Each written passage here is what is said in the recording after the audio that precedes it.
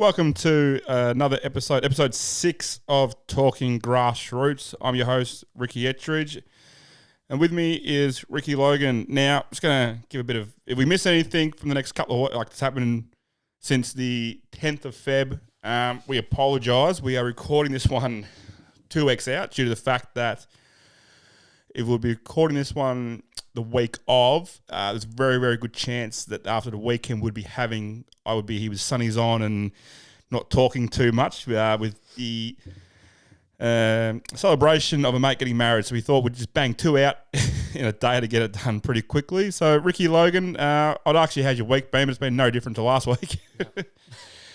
This is a little behind, breaking the fourth wall here. So we have recorded most of these a couple of weeks out. So I think episode 2 was probably the only one that was actually recorded the week of. From next week, we'll actually be moving into sort of the Monday, getting released on the Thursday and recording the Monday beforehand. So we won't be talking about stuff that's happened 6 months ago. We'll talk about stuff happening that week. So we'll get stuck into it. Big news out of not Victorian footy, but South Australian footy. A bit of 223 charges of breaking the salary cap for Gaza Footy Club. They've been found guilty of it. I want to read us through a bit of the article, mate, and sort of we'll touch on this because this. I know it's not Victorian footy, but the article does go on to say that it could have a bit of repercussions in Victoria. Yeah, well, South Australian local footy team is staring at a $380,000 fine for major salary cap bust in a wake-up call for Victorian clubs. Adelaide club Gaza was found guilty on more than 200 charges of cap breaches, including individual player payments, total player match payments, and sign-on fees. Following a 2-day hearing this week, it was also found that false contracts had existed in 2018, 2019, 2021, and 2022. The club was charged last year but pleaded not guilty to all charges, following evidence from 6 players, including some who had been paid $600 more than the weekly allowable limit. Justice Michael David KC found all 223 charges proven. That's fair few charges. That's quite a few. There's a weekly individual payment limit of $400 and a total player payment limit of $2,500. This is where it starts to affect Victorian clubs, and Victoria clubs need to stay under a yearly limit by AFL Victoria, with the Ovens and Murray and Goulburn Valley leagues having the highest amounts with their clubs able to spend $130,000 on players. So we've spoke about the salary caps in the past. It sort of does put pressure on the AFL Vic to sort of tighten their policing of their salary caps with audits. When a club gets that many charges laid against them and the fines they're facing, it does sort of bring shine a light on all this sort of stuff. And when there's already scrutiny around salary caps, it's only going to make things harder, and it's going to make the leagues and the AFL look into it a lot tighter and a lot more. So it's it could be very interesting to see what happens over the next couple of years. Yeah, because I think as we spoke about, and as it goes into the article, they only look into the Premier or both the grand final teams of that season for each league. And when we spoke about this the other week, we discussed that it's almost impossible to do every single club. We get that, and you can't expect it. But yeah, I feel like maybe the clubs that might be spending a little bit over and breaching caps and brown paper bags might now just be sort of looking at it going, oh, we might need to be a bit careful here.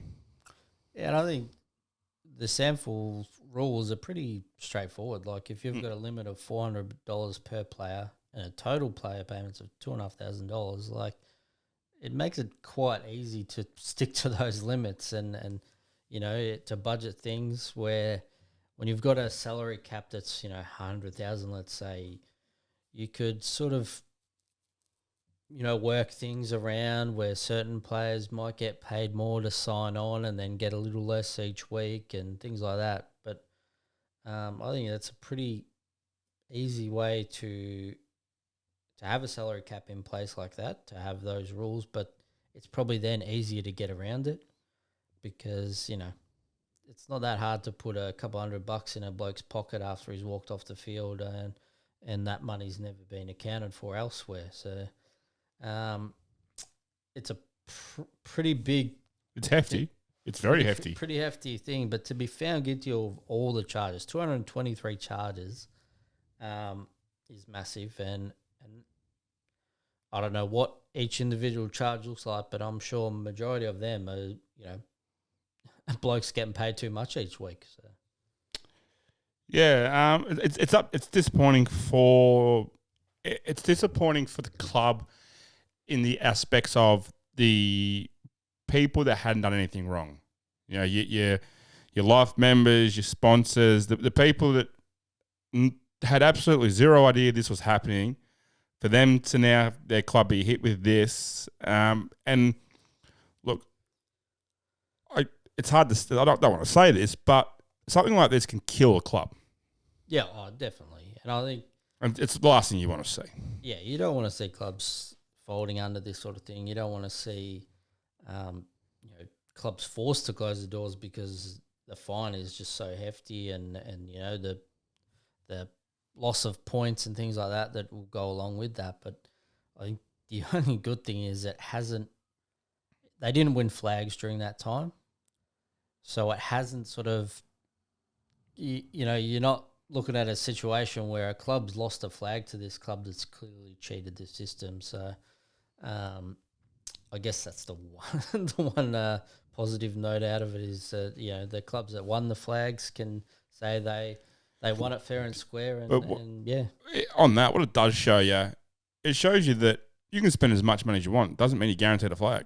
Because realistically, if you're spending overs, if you're breaching the cap and you've got that many, you're getting a fine of $380,000 and you're 223 charges, and in that 4-year period you've only made one grand final and don't win it, well, Yeah, and that's we see clubs do it every year where they put in a lot of money into the paying players and getting big name recruits and all this stuff, and then it doesn't transfer to wins. It's always going to be tough, and when you're then extending that and cheating the system to do it, and who knows, there could be more clubs within that league that get investigated and other things come forward. You just never know, but we just want to see an even playing field across all the clubs within the league, and you don't want to see clubs cheating a system like that. Nah. So hopefully, I'm really hoping we don't hear any more stories like this coming out. I unfortunately do feel like we will have a few more as time goes on, as a couple of clubs might get caught out. But as the investigation with the 118 clubs at the moment that are getting audited, hopefully every single club comes out of that crystal clear and it's all clean. But I doubt it. I guess so. We'll shift on from that. And you mentioned the Hallam Hawks. I sent you this during the week, and I said I wanted to discuss this, and you said I can imagine what it's going to be. And I actually think you thought I was going to tee off on this, which I'm not. I don't have an issue with this to an extent. So Hallam Hawks announced the other week that locked in June 1st that Dane Swan will be pulling on the black and yellow jersey for Hallam as they take on Clayton. Huge day followed by a sportsman night hosted by Ricky Nixon featuring Swanee. More info to come. So Dane Swan's going to have a bit of a run around with the Hawks in the Southern. What are your thoughts on A, Dane Swan playing for Hallam, and B, this local ex-AFL players coming in, fly out type players for one game and sportsman's nights and all that type of stuff? Yeah, well, we had Fev do it for us. It was a great day. It was it helped us immensely at that time to get some eyes on our club.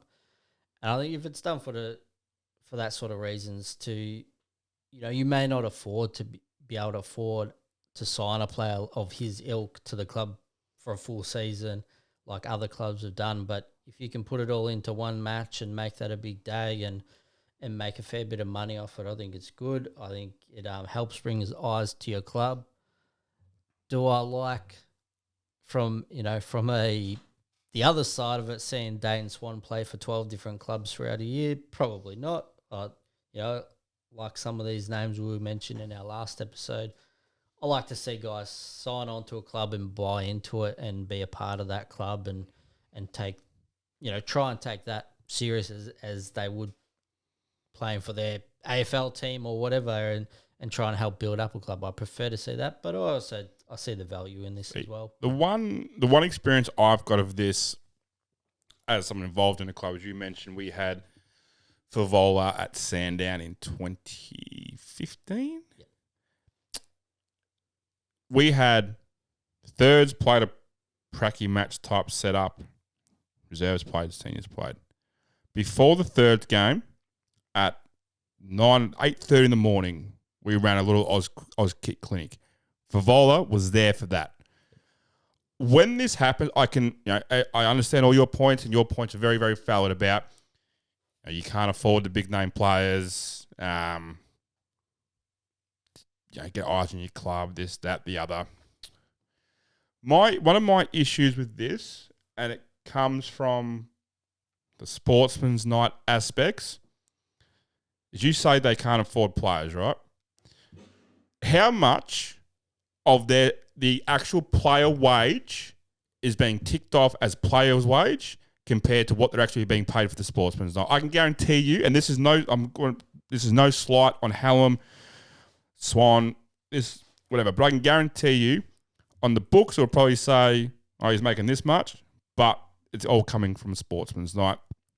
But the main thing I want to see when this happens, I want to see, I said with Favola come down to the Oz kick, I want to see when AFL players do this one-off game type thing, I want to see them really, get into the roots of the club. Go down to the Thursday night train beforehand. Rock up early. Get stuck into the club and be part of the club. Not just rock up at 1:30, do a quick warm-up and then piss off after the game. Okay, they've got the sportsman's night, which is good. But the question is, and again, this is not Dane Swan, this is just in general, if they wasn't sportsman's night, they were going to get a little bit of cash for, would they be sticking around for more than one beer? Yeah, probably not. Yeah, and I think it's good for local footy. I do sort of feel like potentially, I feel like it's a fad. I feel like it has dropped off a fair bit compared to what it used to be. I remember back, probably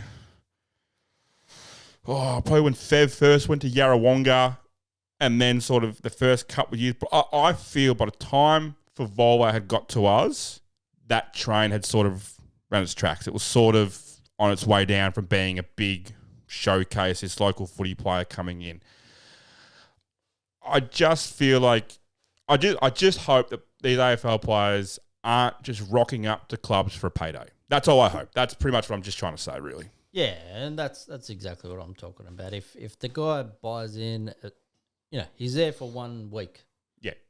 And that means getting the training on a Thursday as well. Like whether they're training or not, but they get down there to be around the boys that they're going to play a match with. That's probably important to the guys, and helping, Thursday night will be the biggest training night you'll ever have if Dane Swans. As long as they're there, yeah. And then roll into the Saturday, it'll be the biggest match they have for the year. There'll be the biggest crowd they have, and then have a sportsman's night. I'm not a huge fan of sportsman's nights when you're not getting that value beside it. So it's good. I don't think Ricky Nixon's got to be involved, to be honest. I'm kind of over this guy that's just all he does is sportsman's nights.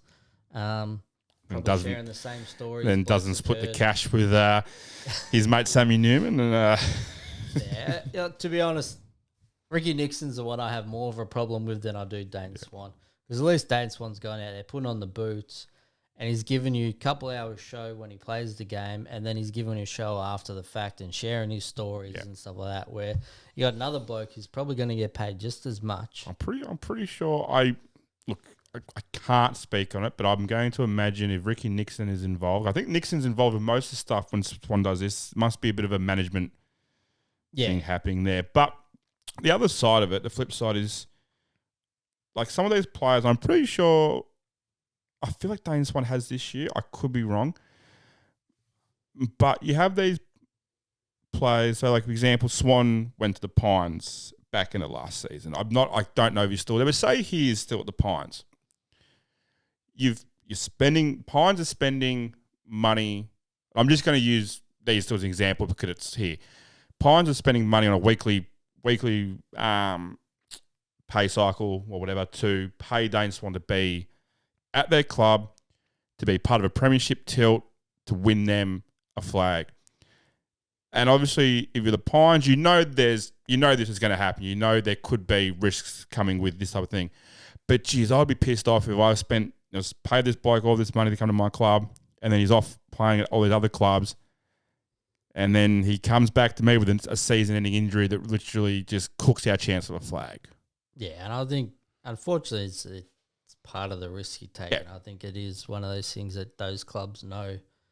You know, when Russell Robinson was at Doveton, they knew they were getting him for home games. Yeah, and that was it. But the thing is, a lot of players that aren't even doing this one-off games will only sign on for their home. I think Michael Hibbert is only signed on to Port Melbourne for their home games. But even he's admitted he might only be signed on for their home games, but those itchy feet and getting out there and having boys. And look, and that was the thing with Russell when he was at Doveton.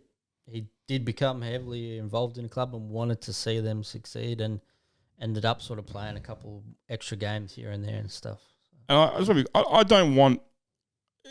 Deep down, I love this type of stuff. I love when local footies can bring in a player of caliber of Dane Swan. Yes, he's probably quite a few years out now, but he still managed. Last week, where Aaron Edwards played for Diamond Valley Supers. Dane Swan played in that same team, and he was going about his business, played how he played AFL, just trudging along, picking up 50-odd touches. I don't want to see clubs stop doing this. I think, as you said, if the value can be there to have a bloke come in to lift your club up, make some money for the club, as long as a club has got what they need, so, fencing around, can tap the gate, can do the bars, do this, do that, have jumping castles or face painting for kids and make it a really, really really massive day. Something like this can literally put the club in profit for that season just off one day. Yeah. And I think that's important. And hopefully more clubs doing, and hopefully we see, some of these new blokes coming out. So that brings me to a question I had thought about the other day. At any point, anyone in the last 10, 15 years, right? So put yourself in a position where, say, for example, when did Dustin Fletcher retire? 2014? So think of a player that in the last 10 years, 15 years, who the year before had just finished AFL and then was coming to your club to play. Who would you want to play with / watch play that has just retired? Yeah, well, it's an easy one for me, mate. Chris Judd. Yeah. 100%. But never did it. Never. I don't think he's gone and played for any local club. One of my ones. He'd be the one. And I use Dustin Fletcher as an example because I remember years ago I was chatting about it with somebody and I mentioned I don't think Fletcher's ever done that. And I'm just imagine it having those blokes that have come out to spin out the system 2 or 3 years that have never done it before. The Favola one had sort of ran its course a little bit. But imagine being that club that, Chris Judd retires and 3 years later or whatever, he's never ever played local footy. He's done his knee or his shoulders, whatever he done, knees. He never played again. Then all of a sudden he goes, you know what? I might go play for Hallam this week. Imagine how big that crowd would be at Hallam. Yeah. It's just... That's the thing. You some of these guys are doing it because they need the paycheck week in, week out and stuff. They probably weren't as smart with their money as Chris Judd was. You can say not as smart with your money, but you got to think about it. They're getting paid a nice little bit of money to play local footy. Yeah. That's good business. Yeah, of course. But yeah, there's quite a lot of players that never, and I'm going to say it like this, never gave back to local footy. Yeah. Right? Not that they have to. I'm not saying that all AFL players should have to give back to local footy, but when you've got guys like Gary Ablett Jr. going to play a couple games to clubs, this is a Brownlow medalist. This is, arguably one of the greatest players playing the game, and he's given back something to local footy, because every single AFL player came from local footy. Yeah. They came from a junior club that had parents there week in, week out, doing everything for these clubs to help them get to where they've got to. And so to then see players come back and give back, and whether they're getting paid a couple of $1,000 or whatever it is, it's still giving back to the local footy. And that's why on that point, that's why I can never, I hope this Dane Swan at Hallam Hawks things helps Hallam, because it's given back to local footy. It's given back to the grassroots, the clubs that are, not many clubs turn over a profit in a season. No, that's it. There's not a lot of money to be made in sports as it is, and everyone's sort of fighting for the same bit of scratch, and same, we're all clawing and fighting for the same sponsors and trying to keep our heads above water. So it is great when you see, and Carlton drafted the draft last year with the local, the AFL players that then went and played for these clubs, and I think that's fantastic. I think that was hopefully they keep doing that, and you see these clubs that are, they're not getting paid to go down there. They're giving back to these local clubs that are struggling, and everyone knows. Fortunately, some of those blokes were a little bit long in the tooth and didn't quite make it through a full game. But when you've got old Silk running down at a country club, a guy that was Dalston, wasn't he? Unbelievable player, and probably down in Dalston there where they got him to go play. There's probably blokes that have never even gone to the MCG to watch a game of footy. Just to see a bloke of his ilk down there playing would have been unbelievable. And the other thing, on the crowd getting down, if you can promote that heavily enough in your local area, you're going to get people that, we play to the footy club where you'd have people live a street across, not even know there's a bloody footy club there. So everywhere has it. So Hallam might have people in know the footy club's there, but not really care about it because they're sort of in a different spot of that neighbourhood. Promote it locally. You're going to get more people down there, and they might become, a regular through the door. But on top of that, you have a lot of people. So they're playing Clayton, did I say? Yep. So they're playing Clayton, right? So Clayton may have a lot of supporters that don't travel. They just go to the home game, and that's what they do. The away games, they stuff with family, whatever. Then all of a sudden saying, shit, Dane Swans playing. Fucking, let's get down there. And I'll tell you what, Dane Swan will feel right at home, being the fact that Clayton wear the black and white stripes as the old Collingwood. I think he might be a bit hit up the wrong targets a few times. Yeah, just revert back to what's natural. But, and how many there's a lot of people that local footy is their life. They don't get to go to the MCG week in, week out to watch guys like Swan run around and play. So having them come down to their club that they, spend their lives, their blood, sweat and tears helping run, and getting to see a guy like that play is fantastic. And the thing I would, I would love about this, if you were a Collingwood fan, right? Collingwood fan growing up, you're about 25, 26-ish, and you're walking into the change rooms that you walk into every second weekend, every Tuesday, Thursday night, and there is Dane Swan, your fucking idol, standing in front of you that you are about to go run out and play with. That's just got to be a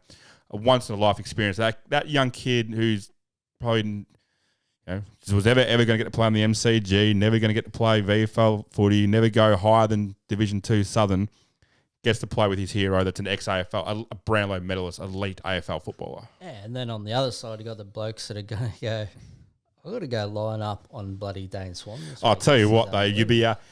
If I was rocking up against anybody, rocking up out there against Dane Swan or somebody like that, and I gave a good tackle, I'll tell you what, Monday at work, I'd be telling everybody about it.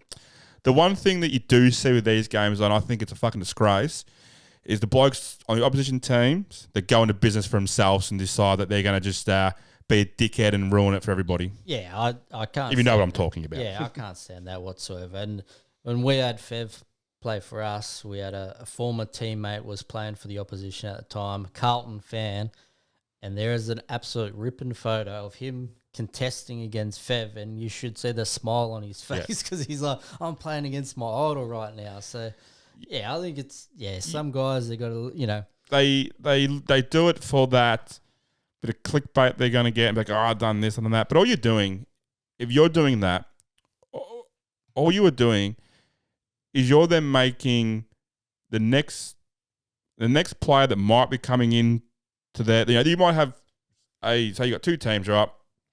An opposition player fucking does dirty stuff in the AFL player. Then another club is trying to get an AFL player in, and they say, "Oh, we're playing that team. Nah, I don't want a part of it."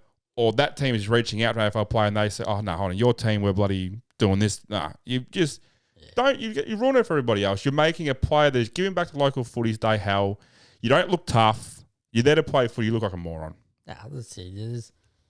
And those types of players exist at all clubs. There's guys the thing is, unfortunately, don't know the line and don't know how to play good, hard, fair football. And the unfortunate thing is, though, it's not even just your games like this with Dane Swans. It's when you've got your ex-AFL players playing local footy for a club. You get those idiots that try and be like, "Oh, I'm going to rough him up." But anyway, we'll move on. Mornington Peninsula Football Netball League. And I just want to make an apology because for however many years, it's always been the MPNFL. So it's always been Mornington Peninsula Independent Football League. I forgot they actually had changed it to Mornington Peninsula Football Netball League. So in that first couple of episodes, it just rolled off the tongue as from default. But Paddy Ryder chases elusive flag with Devon Meadows after surgery. So Simon McAvoy back on 1st of February wrote this article that the former AFL star gives an update after undergoing surgery while the 2024 FNL season looks exciting for him and Devon Meadows. So at the back end of last season, Paddy Ryder underwent knee surgery and relocated to Adelaide for family reasons, but he has reconfirmed his commitment to Devon Meadows in 2024. The easy decision would have been just to step away and say, "Oh, I'm going to stay in Adelaide and I can't commit to the club anymore," he said. But I'm really close with a lot of guys there, and the club supported me over the last couple of years really well personally off the field. So I don't really want to leave that place, and I'm willing to put in a bit more effort for a bit longer just to see if we can achieve what we all want. Before I go on, if that doesn't speak volumes of the type of club Devon Meadows Football Netball Club must be, then I don't know what does. Oh, and I think it speaks even better of Paddy Ryder's character. A bloke that, he could have easily just walked away and said, "No, my knee's too bad. I'm not going to." Family in Adelaide. Got family in Adelaide. I'm not really, I came to this club. You paid me. See you later. But the fact that he actually wants to go back there and try and have some success speaks volumes of his character. And like you said, it speaks volumes for the club as well. They must have been, created that welcoming environment and an environment that he wants to be, a culture that he wants to be a part of still. One thing it's not something I look at, but when a football club is willing to host wakes, so you've got, unfortunately, people pass away. When footy clubs are willing to offer up to the family of their either past players, members, their club rooms free of charge for wakes, to me that says that they are a club. I had a good mate whose father passed away years ago now, and the wake was back at Devon Meadows Footy Club. And I think stuff like that just speaks volumes of footy clubs and what the people mean to them and what they mean to the people. But anyway, going on, Ryder will be living in Melbourne for most of the season. I'm going to try and play every game, which is why it's really important at the moment to be fit and get the knee right. It's all on the right track. Ryder said the extent of his knee surgery was just a bit of a clean out, nothing structural. I'm actually pretty lucky to get through my whole career with no problems. This was the first clean out that I've had on the knee. Ryder nor Devon Meadows has won a senior flag. Paddy and the Panthers are driven by a premiership carrot this year. Ryder kicked 43 goals in 10 games in 2023 despite playing injured all season. That is a fair chunk of goals in 10 matches. Yeah, not a bad return at all in when considering the knee issue he was having as well. So last year, Ryder goes on to say, last year I went to span Devon coach Ryan Hendy before the season started because I knew my knee was a bit off. The legs just weren't ready to jump. Unfortunately, after I retired from the AFL, I took a long time away from the gym. I lost all the power from not keeping all the muscles and ligaments activated. So yeah, it sounds like he was knew straight away and didn't. I've got similar issues myself. Same here. My ankles just from retiring hasn't got back into it. Former AFL Demon St. Dean Kent will be another key player for Devon Meadows. The brilliant Nick Battle and Joel Hills will again power the Panthers along with Trent Cody, Jaden Sullivan, Ty Kirkwood, Patrick Harms, and Simmons. So that's I feel like that is a team that is really just gunning for a flag this season. Yeah, and there's a name missing off here too. That big coup. Oh Jesus! I wasn't going to say this, but Scott Sunderland returned home to Devon Meadows. I reckon he's going to play along Paddy Ryder, I tell you. But anyway, mate, I reckon we'll actually before we wrap this one up. Let's check my battery. Before we wrap this one up, we'll talk about one former AFL cult hero that's returned to the coaching fold, and Leon Davis takes over at Haywood for this season, having returned to the coaching fold, stepping up to help the club after an unexpected change. So this article written by Shane Jones.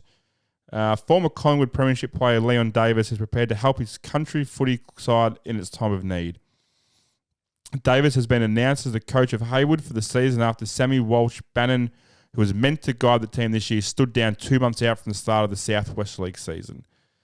Haywood confirmed the news in a statement saying that 225-game AFL player would resume the role he held in 2022 when he coached the Lions for the first time. Davies entering his third year at the club, and last year had his best season, kicking 61 goals to help the team out.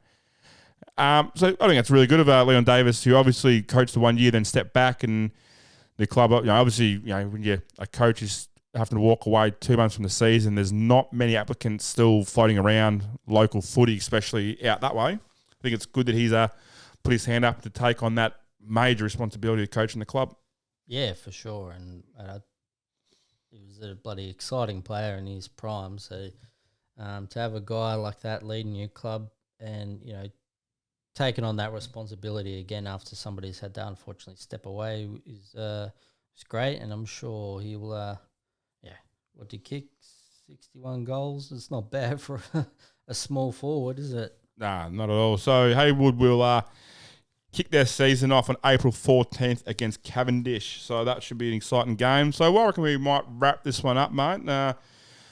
This, as we used to be able to do on our other podcasts, we just get on a tangent and it just goes and goes and goes and goes. So, but this Sunday, mate, we are down at Nations Footy Cup down at Diggers Rest Recreation Reserve. What are you looking forward to the day?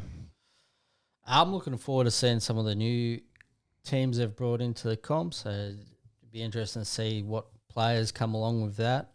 We sort of don't really have a list of any of the players and stuff that are involved, but we've seen some pretty talented players involved in the last few years. So it'd be good to see who gets involved now that, they've got a country to represent, with Australia having a team for the first time. No, Australia had a team last year. Yeah. Australia had a team last year in the men's. They did? Yeah, I can fully forgive you for last year, because last year was a bit of a cluster on the day. But I'm actually...